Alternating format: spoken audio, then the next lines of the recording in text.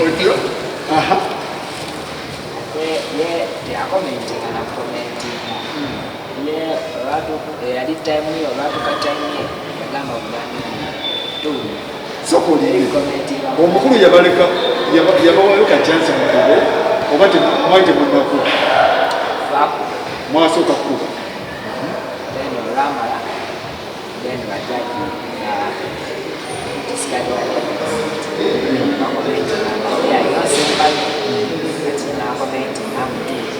agamba mwoni kanyogereko nomukulu yo what's up how are you amanyago David Omondi. Omondi. From where? From Kenya. Kenya where exactly? Nairobi? Nairobi. So, Uliutia? Oli fine? Chiri chitia mganda. Kuchari chitia kuseti. Obona alimba bya yako. Chari. Omukulu yagamba ati. Why omukozeti? Okay.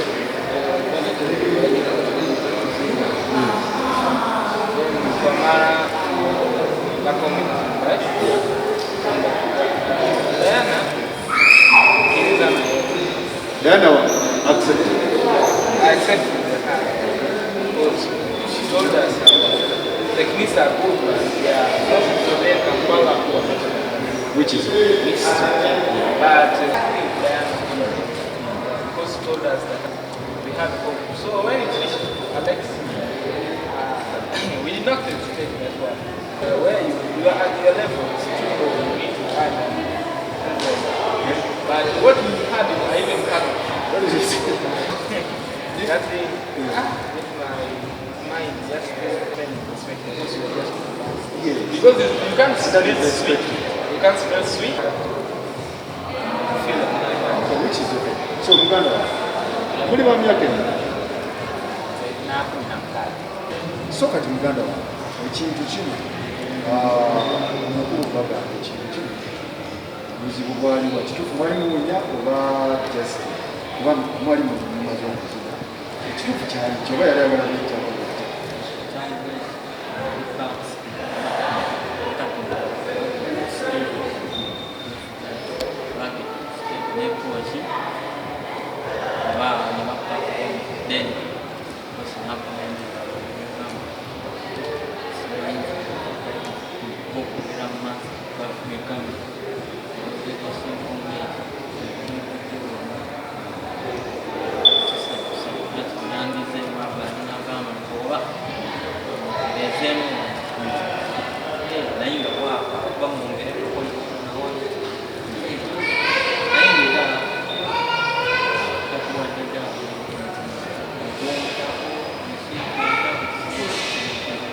kakati muganda competition mwazivaamu oba mukyalimu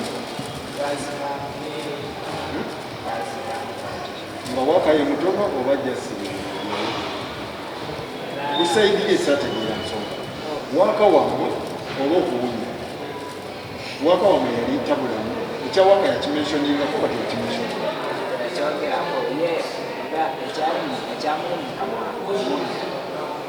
tiyamaidinga namukoze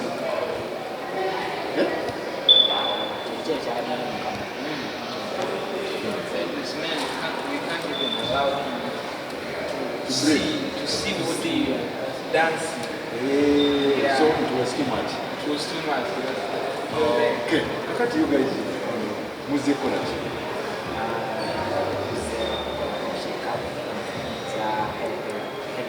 Amani.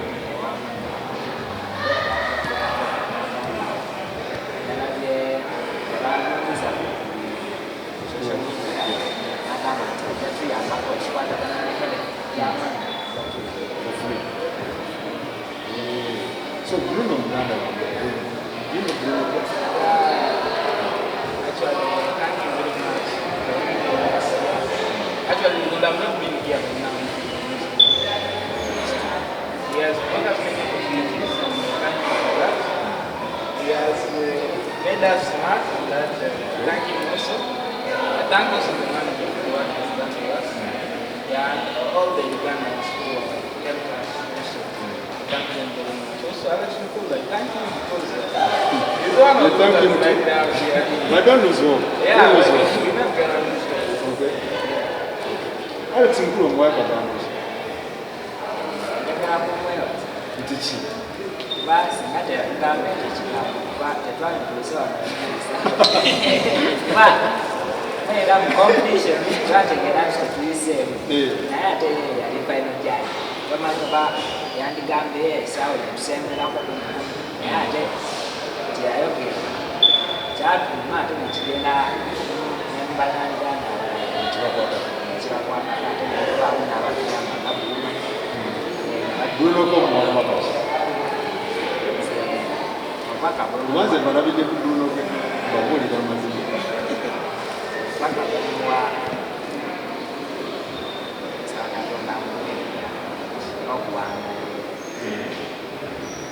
Kalido. Kati Muganda Alex Nkulu omuwanvu wakati n'abantu abakola ku panel ye mu bintu bino byonna onenya ali omutuufu tunenya bategesi b'ebintu bino tunenya management ya tiimu tunenya panel olowooza ani musobya oba mmwe basobya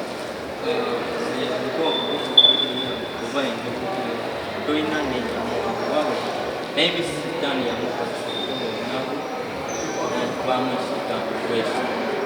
so doing up in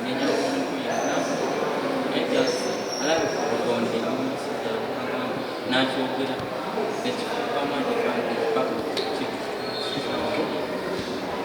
kuliya mbuya ne mwali mufuluma yasigala abagamba yayogera bigambo kyabo twali tukyali awo nga yabulayo okuwoolera kati taani we yatuuka yagamba nti nuunya omunzikiriza nalaba dansi wawe n'agamba nakiddamu emirundi mingi kati kajaja balali bakugamba oke naawe naye ngaasigala atikyogera abaka omulo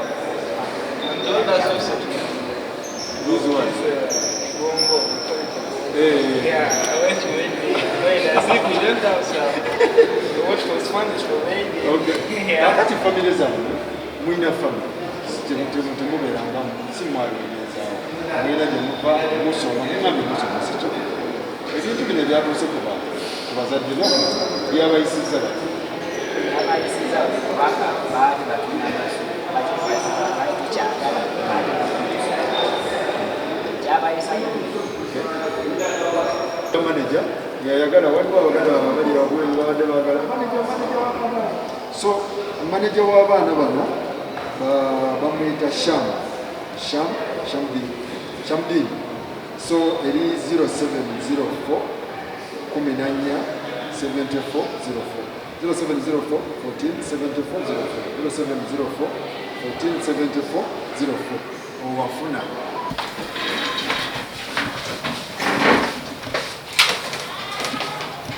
The thing is big, bro. The thing is big. I just wanted to help them, but it is okay. It is okay. I'm very okay with everything. God is going to bless these people.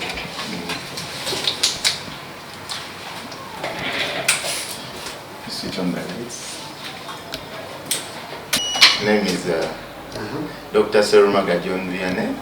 People call me Dr. Smiles UG on Instagram, Facebook. When I saw this kid's story, I was really touched, really inspired. So I decided to give them free dental treatment. I'm going to cover their dental treatments for the rest of their lives, dental insurance for the rest of their lives. In case of anything concerning dental, concerning your lives, I got you. I got you. So where is this hospital? Bukoto Chisasi Road on Chirabo Complex, second floor, room 223, Pasha Dental Surgery. So what did he say to do this? You know, when I was starting my career, when I was beginning my career, I got a lot of challenges. People undermining you, people hurling insults at you, people putting you down. But in all that, we really pushed through and made it. And it is those situations, those things that came into our lives that pushed us to where we are right now.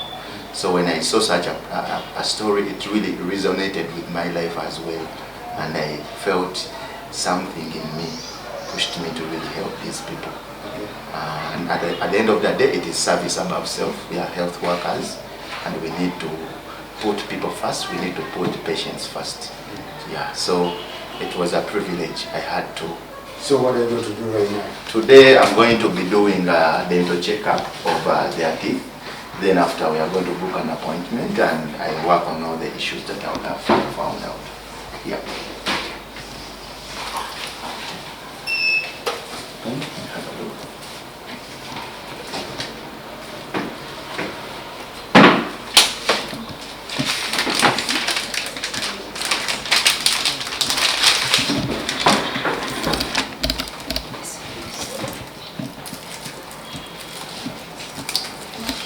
Okay, open a little bit wider.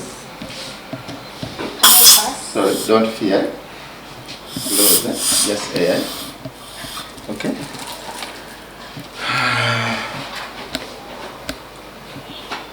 Later.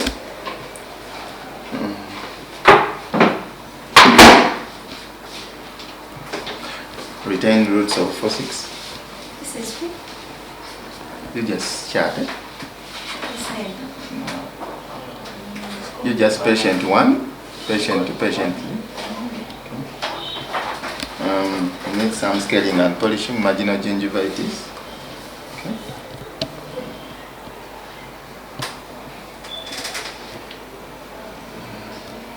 And he needs a feeding also. There's some food. Remove these yellow stains. So he'll come back for scaling and polishing. Which one? Doesn't need any feeding, just needs cleaning and extraction of retained roots of Fossix, which will replace later. Yes.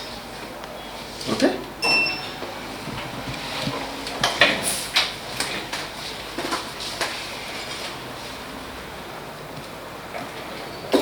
Okay.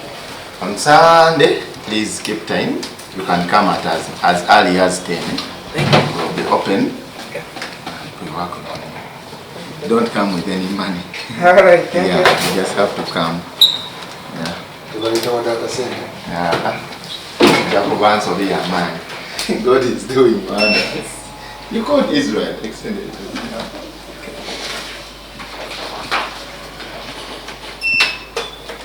Hello, how are you? When did you last visit a dentist? You don't? Okay. Let me have a look and see. Open wider. Surprisingly, your teeth are really clean. I don't know what I'm even going to do. Okay. A little bit more. Occlusal cavity. 1/7, eh? And also you might need some cleaning, scaling and polishing, some marginal gingivitis. Okay. That is all. Just need some cleaning and filling of one tooth up. There's nothing else that needs to be done. Okay? Are you okay? Yeah. Are you calm? Don't Which one needs fear. a feeding? You need scaling and polishing and one filling. Which one? This one. Which teeth? The truth is 2/7. With whatever I can in my power to help. Eh? Yeah.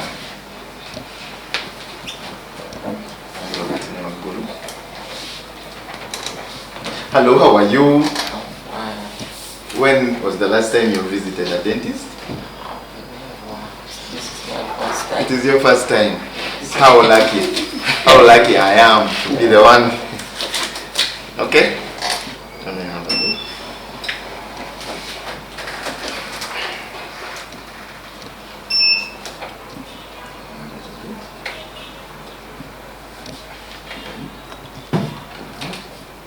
And white, very white.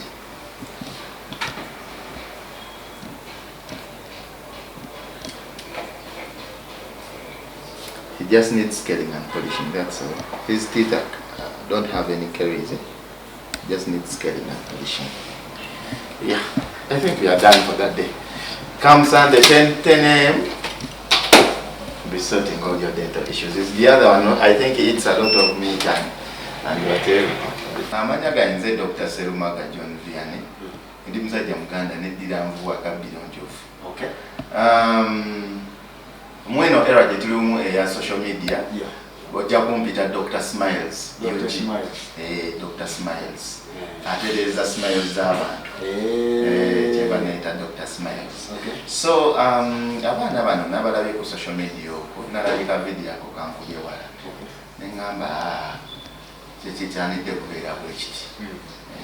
Ate nange bulamu bwange bwe ntambudde ndabye ebintu bwe bityo nga byapeninga ku bantu bangi nange specifically bakuvuma ne bakuyisaamu amaaso ne bakukola ki oluusi bw'obanga oli wa mutima munafu okomaawo n'otapushinga agenda mu maaso naye nze ndaba ebintu bwe bityo bye bitupushinze okufuuka we tutuuse so kati that's the reason why baleese wano eno nemba offering a dental treatment for the rest of their lives. Ngenda bakola ku mannyo paka we balifa. Bwe ndiba naye nkyali mulamu. Tunula mu kamera ogambe doctor. Ngenda bakola ku mannyo gaabwe paka we bali kaddiwo paka we balifa nange we ndiba nkyaliwo. Amannyo gaabwe gali covered. Tebaliddamu kukwata mu nsawo yaabwe For free. Kukola ku mannyo. Because at the end of that day abasawo tulina kulembeza mulwadde. It is service above self. Yeah. Olina kulembeza mulwadde. Naye nze even before this nze ndi muntu ayamba abantu. Ndi muntu ayamba abantu. Wano wendi I'm not employed. It's not my clinic, but I'm employed, but I help people. I help people when mba nfunye obusobozi. Kyakuyiga ki kye tufuna mu bintu bino? Ani abadde omutuufu mu bintu bino? Si kikyamu okubagamba nti bawonya n'engeri gye yakipakeginzeemu n'obudde bwe yakyogereddemu n'engeri gye yakyogeddemu. Buli muntu alina ensobi ze ng'omuntu n'engeri gy'okimukola ki gy'okimugambamu. Ebintu ebimu biri very close ku muntu. Ebintu ebimu biri very emotional okugamba omuntu specifically n'obyasanguza mu bbanga n'oyogera n'obusungu obuyitirivu. Ebintu bwe bityo oba n'obalinda nga bamaze buki nga bamaze audition yaabwe n'obaze bayina obagamba naye kino ne kino tekibadde kirungi mukikwasaganyemu naye tobaswaza tobanyigiriza bateeka wansi okitegeera so kye yakoze sijja kugamba nti kyabadde kikyamu naye engeri gye yakikozeemu yenkyamu ne timing n'engeri gye yakyogeddemu n'obusungu ng'alinga abagwe baakubye tekyabadde kirungi. Package yourself bulungi musajja mukulu akuludde mu industry eno ebintu ebimu alina kyalibadde kikolebwa kitya? yandibalinze shone bwanayogera muno anagamba mpitira abo abaana basatu abakoze audition nabagamba wano ne wano mukyuseemu ndi musawo w'amannyo specifically amadentist. So kakati wano kiki babaddeko kuba bazze wano leero? Wano bazze ne mbakebera ku mannyo then nendaba byetaaga kusokolebwa kati mbakoledde appointment bagenda kukomawo mbakole ku mannyo. Wano badde okebera ki? Mbadde nkebera amannyo gaabwe kulaba oba galimu ebituli oba makyafu geetaaga okwoza bintu bingi bye tuba tukebera tissues namu bulungi supporting tissues supporting amannyo nungi bulungi then kimpe kyenina okukola bwe bakomawo ne mbadde kuddamu okukebera nkola bukozi. So balina kudda bagenda kudda kusanga abantu abasinga oba sensitization abantu abasinga bali ignorant ku by'amannyo. Abantu abasinga first of all abamu bakulidde kulya habo ate n'abakugu tebaagala it is a culture tetulina okuteeka mu baana nga bakyali bato okukola kyokulabirira amannyo gaabwe. Ye culture tetulina okuteekamu kuba kivudde buto omuntu okula nga tayagala kukola kintu kiba kitegeeza tebamukola ki tebakimusomesa ng'akyali muto. So kati nze essira nditadde kusomesa abantu bintu by'amannyo babimenye abakulu babitegeere then n'abato tugende mu masomero tubasomese bamanye nti omuntu alina okufa ku mannyo ge n'ebintu ebirina okukolebwa ku mannyo gaabwe babiyige. Yeah, I know. But I'm a compassionate person, I'm a very generous person, and I help people when I can. And because that is ogwe mulimu faffe ng'abasawo. N'ekirala I'm a Rotaractor. I'm a Rotaractor. I'm a member of the Rotaract Club of Mulago. they have taken some time. Oli muto bagamba abalotale babeera bakulu. Mujoininga mukyali mu dental school ne mujoininga ne mutandika ebintu ebyo byokola. Kati bwe nayingira Rotary tulina kye tuyita service above self. Olina kukulembeza muntu nga gwe oneetunuulira. Nina kufa ku gwe ng'ate nze sinnakola ki? Sinneetunuulira. Gwe engeri gy'olimu nina okukulembeza. Okay.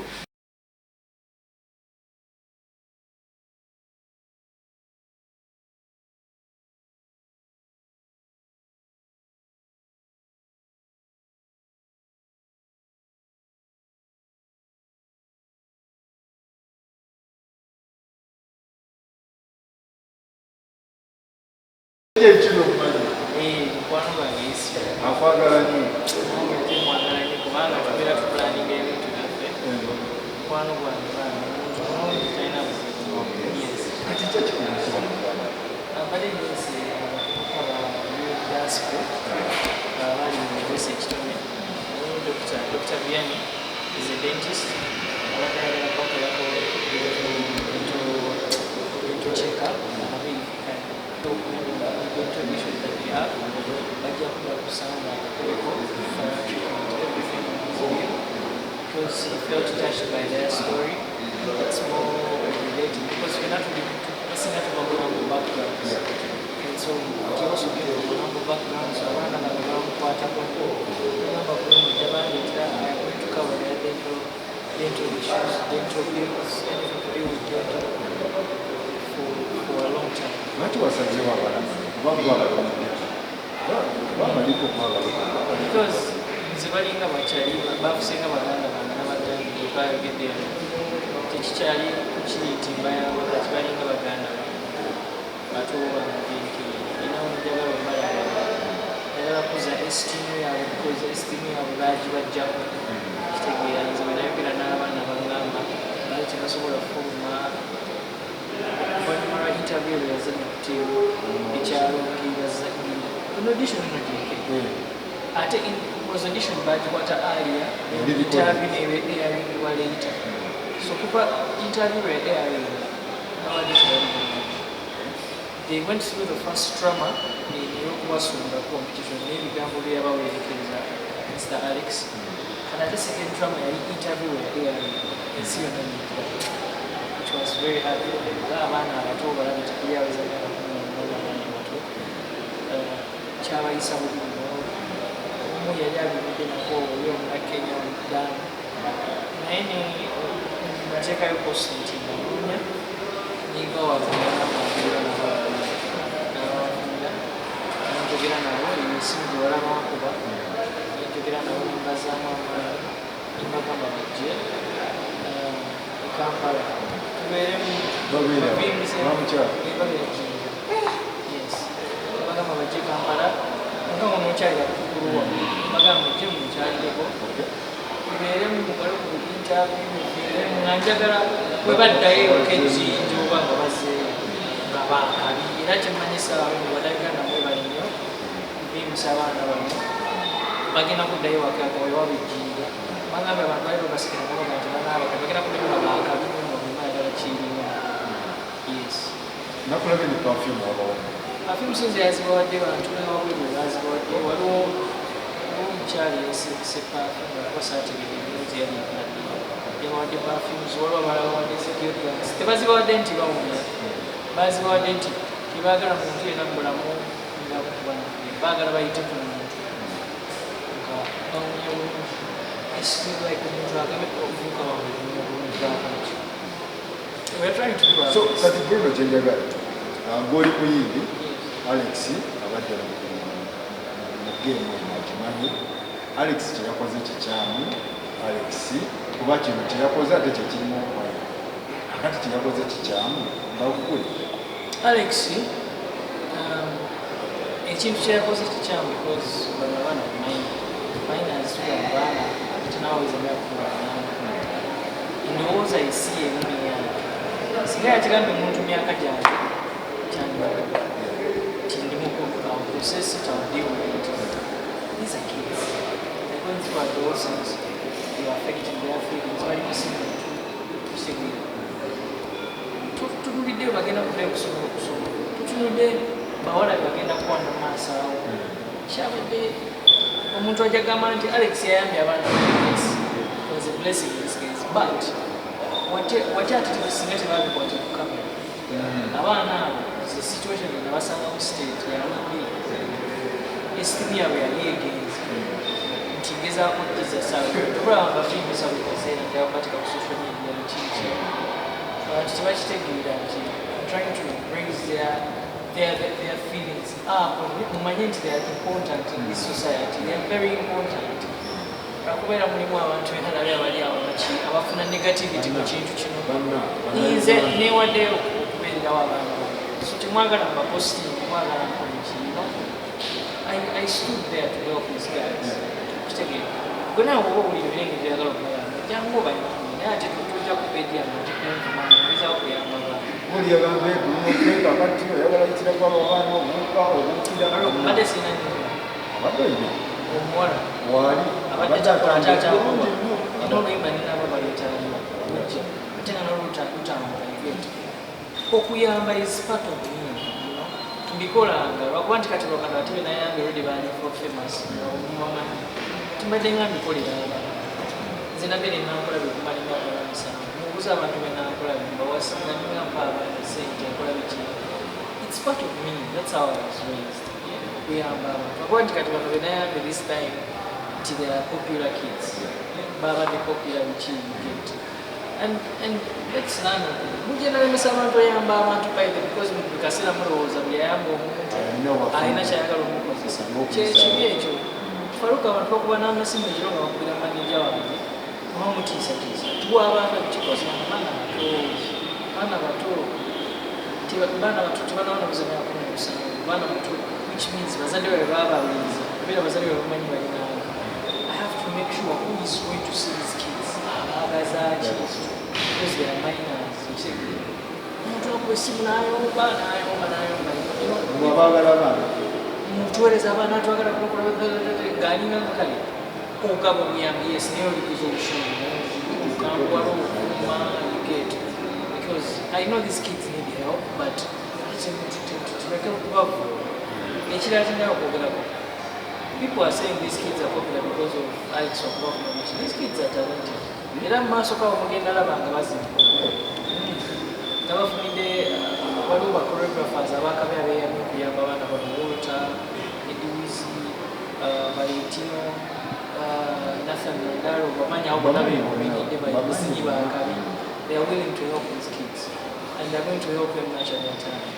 yagala okwebaza media mwenamwe balikuwa abaana bani attention kyenjala kubagamba abaana bano tebagenda badisappoint mulowooza hype example 1 week they are going to dance because dancing is their passion they are going to dance and they are going to create a brand name the real dance crew already kwebali already njagala okwebaza abaana Uganda mwebali bafollowing up Facebook ku Instagram ku Twitter yes mubafollowize emmala z'omukwano wakati Alex mukulu yabadde alina kyepatetemera atya yabadde alina okuza abaana abo ku mabbali n'abagamba ono omukubago bayandi bagambye coordination y'amazina gamme ebulabu yes but nina akantu akala kenjagala okubagamba n'abaza ku mabbali nabagamba mumanyi timukolodde bulungi waliwo munne n'ensonga lwaki nankimanya ng'omuntu omukulu bwe tulabira myaka gyamuzeeyi nti bano abaana bayinza oba bazzukulu oba baana be because actually nekeji abaana bayinza oba bazzukulu yes so engeri gyakireese embimu oba singa yagadde kireeta bwatyo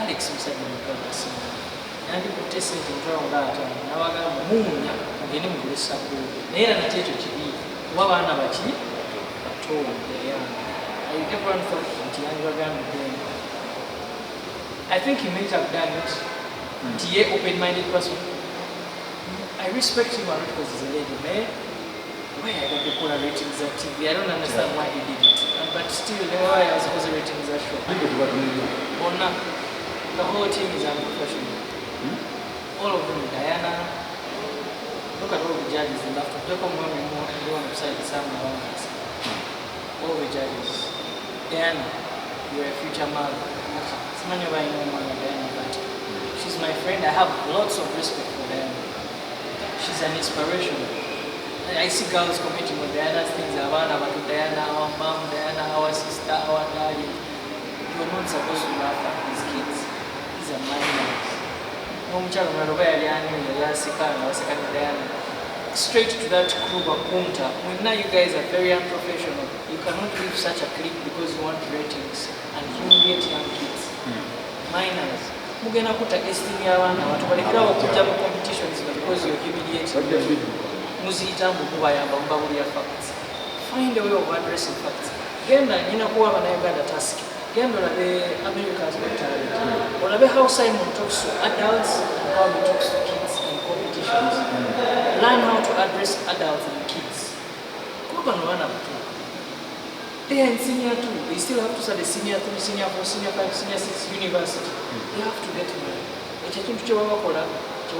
Yes, right now, but it just imagines what it can amass. It will be on their kids, on their children, their wives, their families.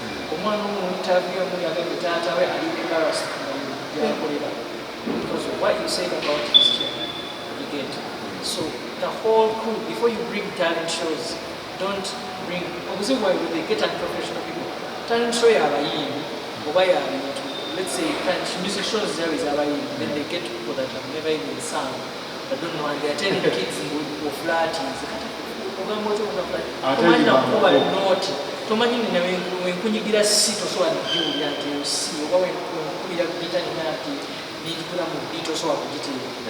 then you're telling kids table flat. But I feel bad because participate in these things.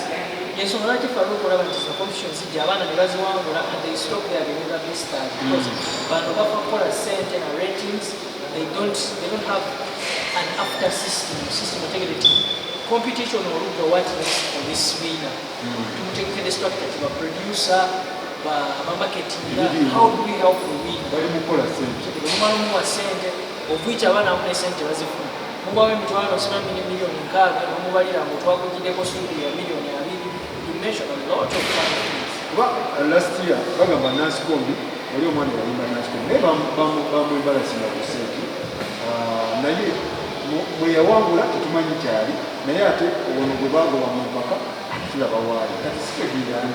And in the chamber, the